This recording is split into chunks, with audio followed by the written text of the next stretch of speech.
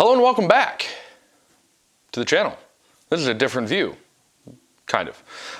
Only because we're going to be doing something that's very centric on this Mr. Volcano Hero 2. I'm really excited for this. I've been waiting for weeks to do this, and the reason why is because, well, the weather's been cold. I have a camera up here, and so it's really wobbly because I keep shaking the table. So maybe this won't be useful, which is why I have you up here on the DSLR. And hopefully this video isn't as dark as the last one. The last one got super dark because it looks totally different in my viewfinder than when it recorded, apparently, or I'm just dumb. Regardless, it ended up being super dark and super grainy, so I apologize. That being said, I went through and read through these fancy dancy instructions. Yes, I read the instructions because we are in fact on a specialized piece of equipment that is going to be handling 2600 plus or so-ish degree temperatures. And so I get a little bit sketched out, just trusting my own knowledge, you see? So this is going to be something that we learn kind of together. So there are a few steps to this that require the weather to be really good for a few days. The first of which is that I'm going to be installing this ceramic fiber doohickey. You may not be able to see that well on one of my cameras, but that's fine. It is what it is. Hopefully this video turns out okay. But we'll see. This is the one-man show, as you well know. It also says that you want to be really, really careful about how you mix this rigidizer and how you apply it. So the first step is going to be uncurling that ceramic fiber blanket, place it on a flat, clean surface. So I gotta actually clean this off a little bit. And then mix the concentrate here, this rigidizer, with water using a 1-to-1 ratio. Then I need to spray water lightly on all sides of this blanket. So I have to kind of dampen this down, or just lightly dampen it down. And then I have to spray it with the rigidizer solution, which is half and half, this and the other water. Then the entire blanket will need to be completely red. And then we'll install it into the forge itself while it's still wet, making sure that these two burner holes, sorry if you're wobbly up here, these two burner holes are not obstructed whatsoever. Yeah. This will have to sit for 24 hours or so. And so we don't have to worry too much about speeding this along. I could go through and fire up the forge actually once the blanket's in here to speed up the drying process, but they actually recommend that you let it air dry for 24 to 48 hours. And I can actually cool it with a fan, which I may do as well. But I'll do that off camera. I don't plan on doing that in any kind of time lapse or anything like that because it's simply too long. It's too much to worry about. So, and really, did you tune into this channel to watch rigidizer dry? Think about that. Philosophical question for you. So, our first step is going to be moving the unnecessary stuff off of my desk, and then we're going to be putting on some gloves. All right, let's move my forge body. I've got this digital scale to make sure that what I'm mixing is a 1-to-1 ratio. Let's just see if it shows up okay on screen. Wow, it does. Wow. Let's go ahead and tare it. Nice. I do have these two lovely water spray bottles that I ordered. Probably didn't need to order them. I could have just gone to the store and bought them, but I thought I was going to do this actually about 2 weeks ago and never got around to it, unfortunately. I still feel kind of crappy about that, but it is what it is, you know? Okay.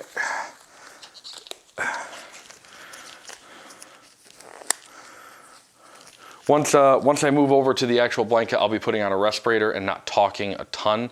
So just so you know, we'll get to that point eventually. First, we're gonna start out by mixing mixing up some of this solution, this rigidizer. And we'll want to make sure that we set our bottle there and tear our screen. This screen does not show up that well on the other camera, so hopefully this one's looking okay. Let's make sure that we're reading a 0 across the board. All right, and it says, I believe, how much water? Just says a 1-to-1 ratio. So I think they say this will make like 32 ounces of rigidizer total. And looky there, it says must add water, 1-to-1 ratio. I don't know if you can see that all that well, but I can, and that's really all that matters at the moment. Of course, we're going to have to cut that open. And we'll, let's do it this way.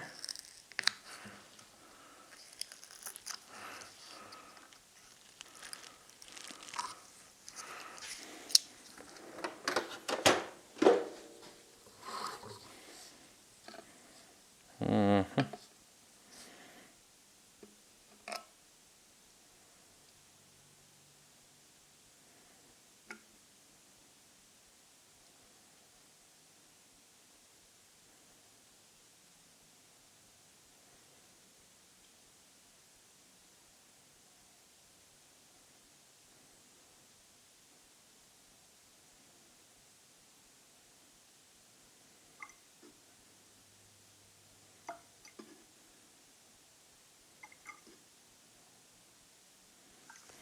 Twelve ounces of rigidizer.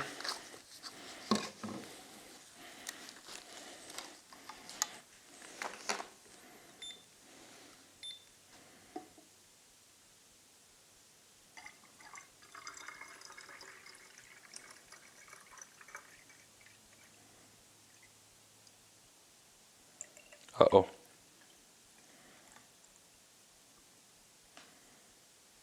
Well, that was a mistake. It's not a 1-to-1 ratio. So what I can do is transfer all of this. Yes, it's a clean water bottle, or a clean soda bottle that I put water into. Okay, I should have done 6 and 6. Oh well. 4 more ounces of water. I think that's probably close enough. Get some paper towel on this joint.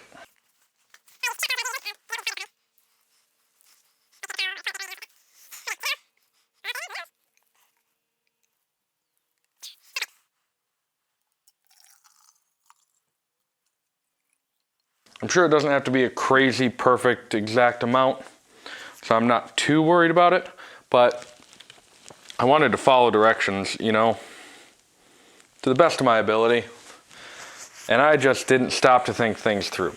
Maybe I'm not as smart as I thought I was. I didn't think I was all that smart. Anybody who knows me knows that I try to stay as humble as possible. I recognize that I don't know everything, but I thought I knew some things. Thought I knew some things, but whatever. Okay. Now that we've got that done, I'm gonna move my scale over there, and I need to go get some tap water. So I will be right back.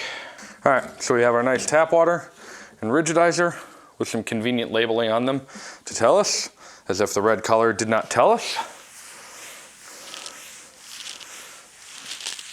All right, we're just gonna clean off our work surface a little bit.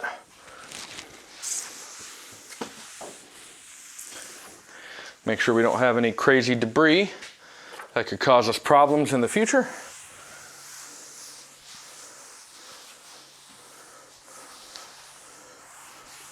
And I guarantee you there's debris on this table because I've had a great many things on this table in the shot. Great many is little bit of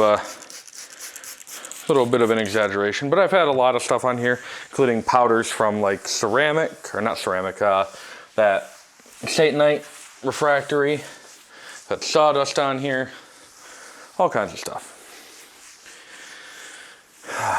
So that's wet down. Let's dry it now. Only so that we can wet it once more.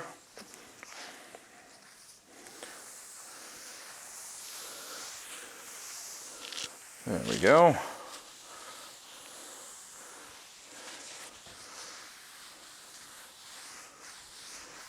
Very nice. I did finally empty out, not that any of you care, but I did finally empty out my trash can and put an actual trash bag in it, like an adult human being. Wow, what a life changer. Use trash bags. I use them in my house, but in my shop, I just wanted to use the trash can real quick. Convenience breeds problems many times. And by convenience, I mean laziness. So, gonna set that there. Need my personal protective equipment, AKA my respirator. Take off my glasses. I don't know if you're going to be able to hear anything that I'm doing, or rather anything that I'm saying, now that I've got this on. Come on, baby. Get on my ears, please. There we go. Can you get there? I do love it because I look ridiculous. Okay.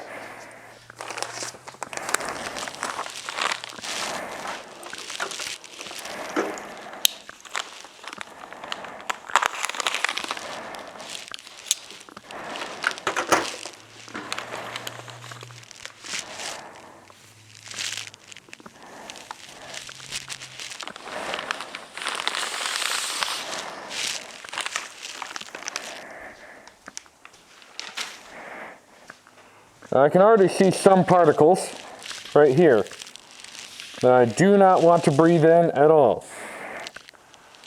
So, uncurl this fiber blanket and place it flat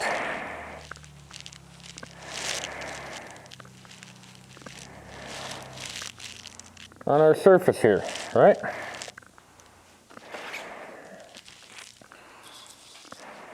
Mix the rigidizer concentrate. We'll shake that thoroughly in a minute. Spray water lightly on all sides of the blanket. This is done to prepare it for the process of applying rigidizer. Oops.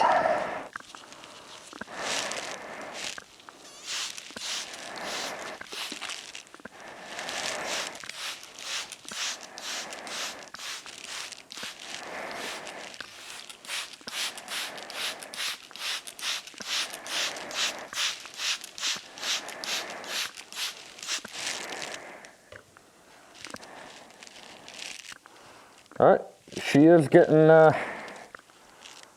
some water. Remember to water your ceramic regularly. Forget about the plants. Think only about your ceramic. That is the key to a great growth process.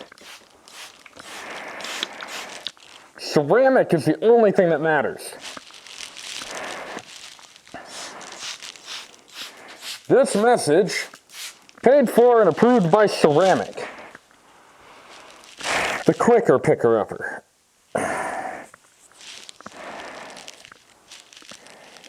This stuff feels like cotton candy, honestly.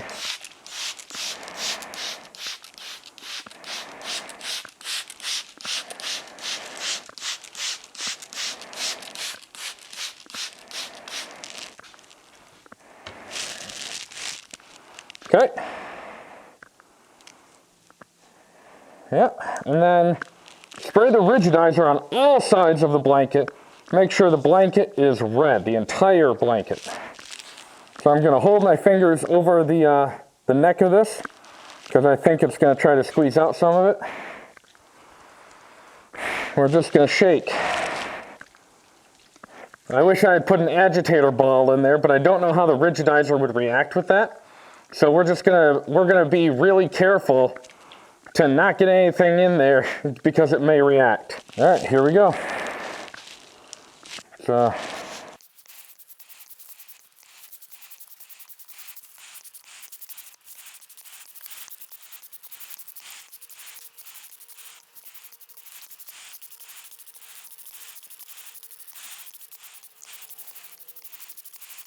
I was wondering why they didn't tell you to just make a bucket of this stuff and then dunk the blanket in.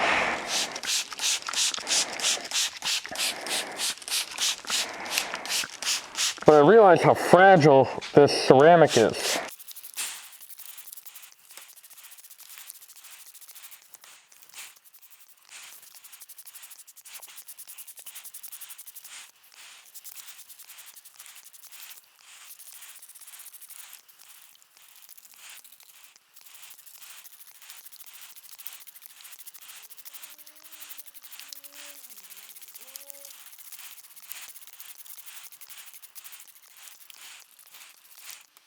Cool. Now we're going to flip this over.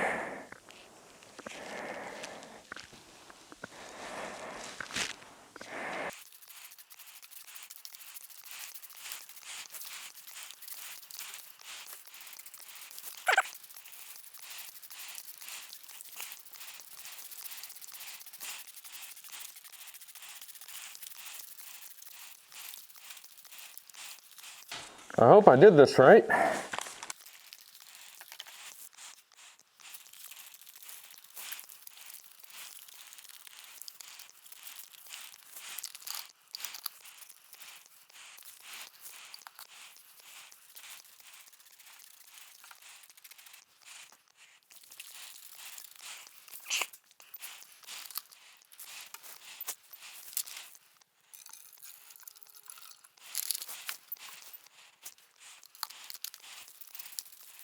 There we go. Turns out my spray bottle was just not great. The tube on it is just a little bit shorter than it probably should be for this job.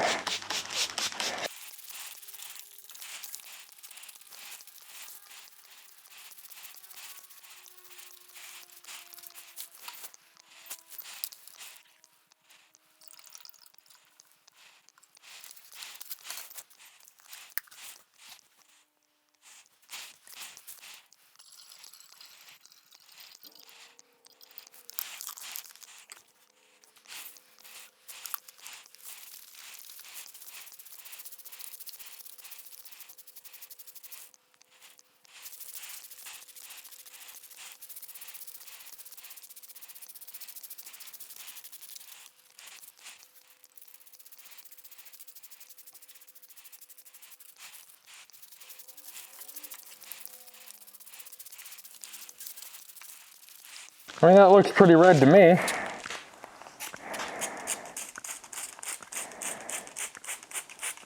Right? Like,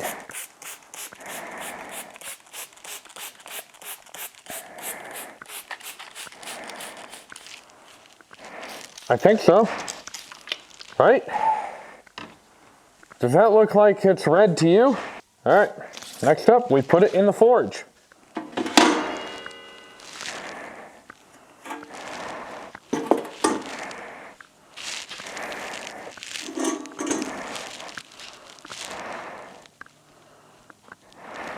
Yeah, like that's just an easy thing to do.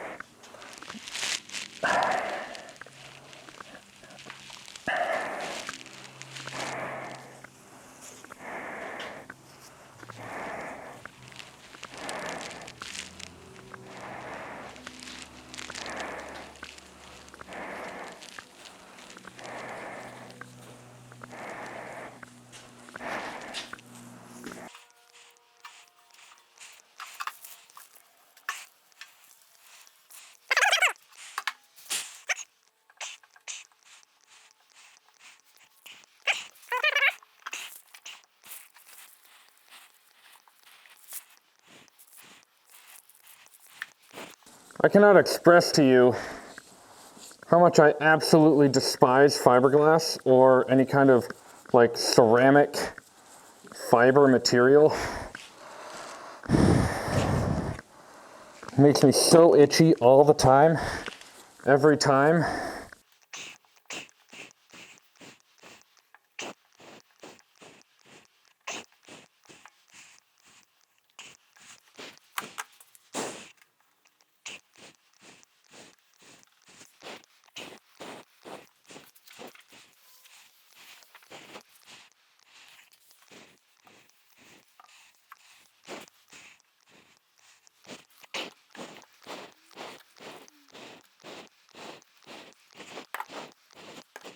I realize I haven't said anything in a little while.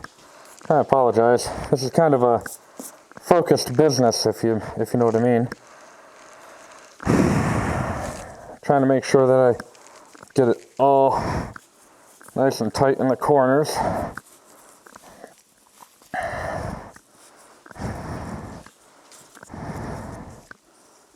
Uh-oh.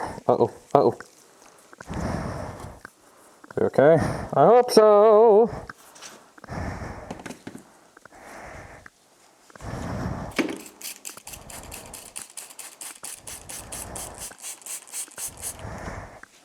Wet that down just a little bit.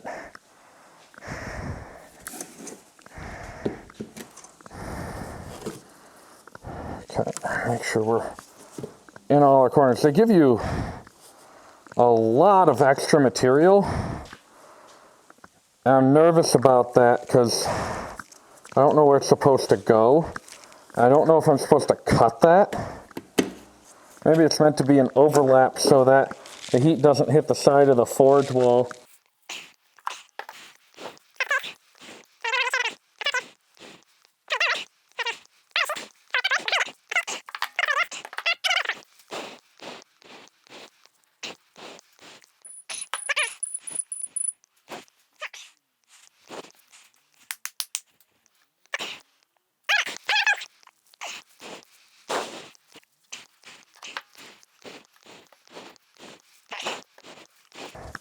And this is not the only layer that goes in here. After this, we have the Satanite refractory, which I'll have to record on a different day. So that's fun. I was hoping to have this up this week, this video, but unless I break it into parts, it's going to be awfully hard to do. I don't really want to break it into parts. I think it's worthwhile to have this all as one video. But based on what's happening here, who knows? We'll see what editor me has to say about the whole thing.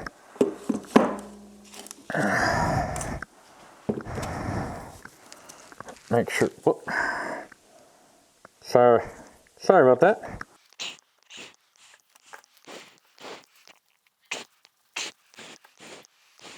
That's pretty good, I think.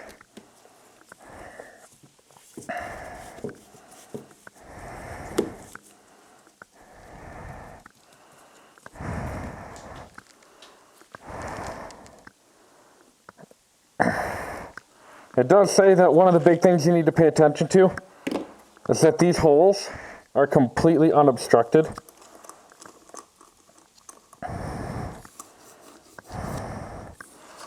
So I'm just going to run my finger down in there, make sure that all of these holes are nice and unobstructed.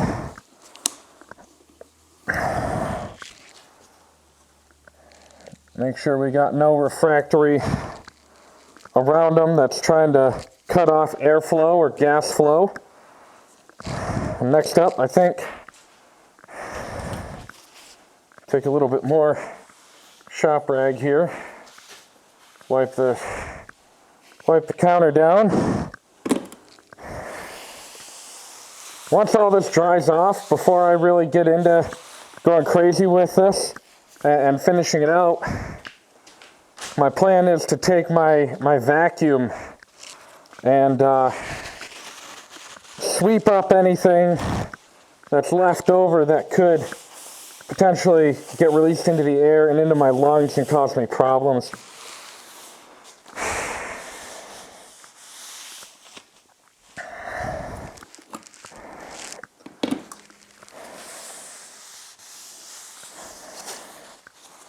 You know what, maybe I will do a part 2, because I've got a couple of things that I can talk about here while this dries out. Let's pull this back over. So, there you have it. This is stage 1, and this is going to be the end of this video because I realize I have a lot of footage to go through, and I don't really want this video to be multiple hours long, because who wants to watch a video, or who has the time to watch a video that's multiple hours long? I don't. Actually, I do. I have these usually rolling in the background while I'm at work. That said, I wanted to talk briefly about this particular forge, right? This particular kit that I purchased. It is really well detailed. It's really well thought out. It is a specialized piece of equipment, so there are some instructions and some disclaimers. I have another sheet in here somewhere. They come with 2 handouts, one for actual instructions for operating, as well as how to put the kit together, which is great. You would think that would be ubiquitous and everybody would just know, hey, I'm providing a piece of equipment, I should teach people or give people some indication of how to, put it together. But that's not actually always the case, which really sucks. Specifically, there was a wooden kit to build like a model for my son that I got, that the instructions were super garbage, like worse than IKEA garbage. And they also give you this good news flyer about the technology that they use for that ceramic wool. That ceramic wool that they call, the Super Wool Extra, which tells me exactly that an engineer named this instead of some sort of marketing department or some sort of marketing person. To whoever makes this, who is it? Whoever makes this this particular Super Wool Extra, Morgan Ceramics. Morgan Ceramics, get your crap together. Find a marketing department to name your stuff, because it's already expensive from what I understand. That said, it doesn't produce silica when it gets up to certain critical temperatures and things like that, which is super harmful if you breathe it in. It's really, really bad for you, actually. So this stuff doesn't do that, which is great. It's the first kit, I guess, for a forge that does that. Provides you with a ceramic that is not going to turn into that silica.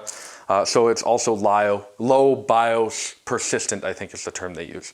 But I'm not sponsored by Mr. Volcano or the Hero Forge series or anything like that, but I am thoroughly pleased with the package that came along with it. I've read some reviews online that said that the spot welds that you may have seen earlier along the bottom of the forge say that those are, particularly why would you do that? They're gonna overheat or whatever.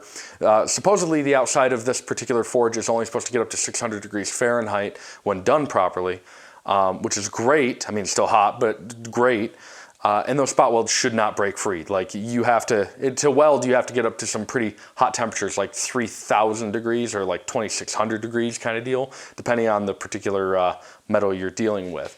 The spot welds they also call out are supposed to allow this thing to weep water through the drying and curing process so that you don't have any kind of explosions or severe cracking happening, because all the water is going to try to escape the hot side through the cold side, apparently.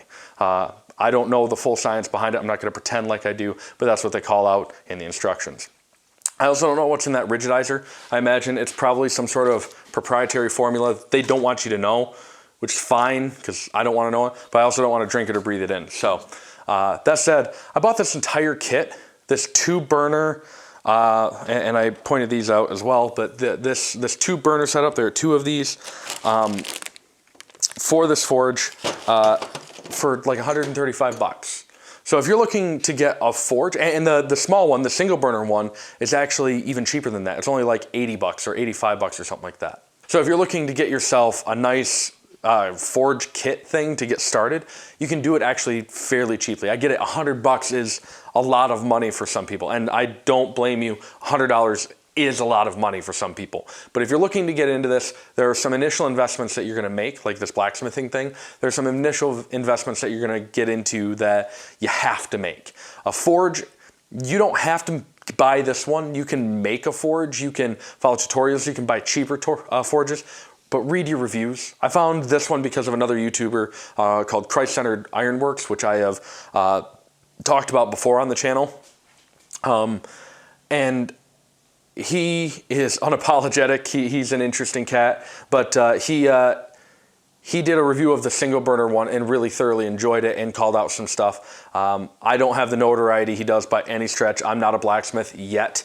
I'm just getting into this. But the forge is going to be an investment either way, whether you try to make one or you try to buy a kit or whatever. Make sure you're buying from somebody reputable, right? And the support for this was great. I emailed them about their new wool to make sure that I had to do the Satanite refractory, and they got back to me within like 2 business days and let me know, hey, yes, we know we sent out this flyer, obviously, but we really still recommend highly that you use this Satanite refractory because you don't want it to tear when you're working with your materials and things like that. So I'm like, cool, fine. The other big investment is going to be an anvil. That's going to be probably your biggest investment. An anvil can go for anywhere between $2 a pound, which is cheap, all the way up to like I think $10 a pound for some of them. I looked at one forged one that was $1,600 and it was like a 110 pound or 120 pound or something like that. Maybe it was 130, but still $1,600 for a 130 pound anvil. It might even be slightly bigger than that or heavier than that, but you get my point. It's a lot of money. It's a lot of money, but those are going to be your 2 big investments. They're going to be that anvil and then your forge. Beyond that, operating costs come in with material, and talk to your local scrap provider, talk to friends, family, whatever you got, and see if anybody's got some scrap steel they want to get rid of for cheap or nothing. I'm not saying ask for it for nothing, but they may just give it to you if they have an opportunity to get it off their lawn kind of deal. So that said, this video is going to be a little bit of a long one, probably. A lot of my videos have been turning out that way because a lot of this stuff takes time and intentionality, and I want to do it right, or as right as I can. And I'm trying. I don't really know this stuff all that well. So I'm learning with you. Learning as I teach, which is always a great thing to do, I guess. I don't know. Hopefully the video quality comes out okay on this one. I know there's this like crazy shadow thing behind me looking like something out of Kingdom Hearts or some crap. It's because I've got intense lights on either side. So I apologize.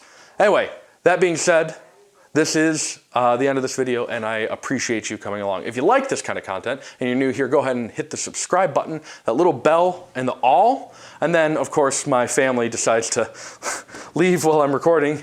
Awesome, so you can hear the garage door in the background. But feel free to hit that subscribe button, the bell icon, and then hit all so you get all notifications when I go and upload a video. If you like this, go ahead and throw me that like. If you got suggestions or questions, throw them in the comments below. I do read those. I try to respond as best I can. And I'm always looking for more content, more ways to answer your questions and provide a better experience to you. So thank you so much for watching this video. And until next time, have a good one.